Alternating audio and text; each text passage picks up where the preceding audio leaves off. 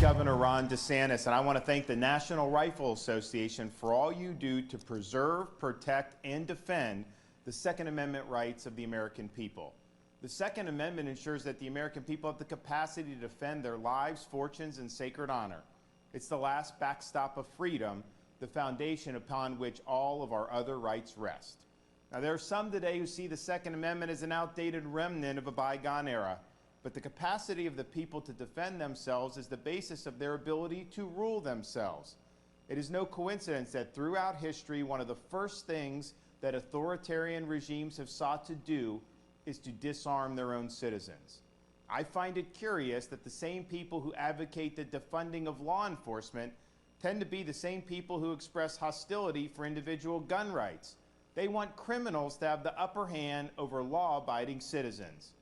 As governor, I've resisted calls to take up gun control, even when such a stand is superficially unpopular, because I understand that it is precisely at those moments when a right is unpopular that it needs true champions.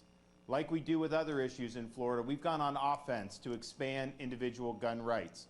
I called on the legislature to expand Floridians' ability to protect themselves, their families, and all they hold dear, and we delivered.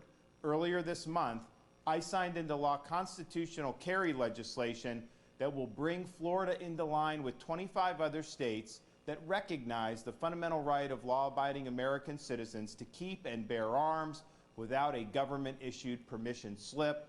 Because of our efforts in Florida, we now have a majority of states in this country that recognize such a right.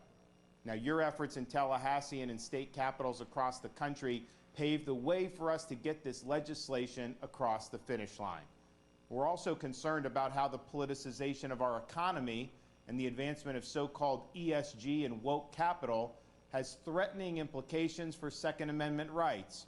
Too many major financial institutions have discriminated against those involved in the firearm industry, including owners of gun stores.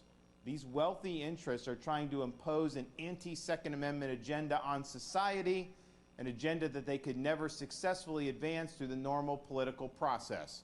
In Florida, we are enacting protections for Floridians against woke financial institutions.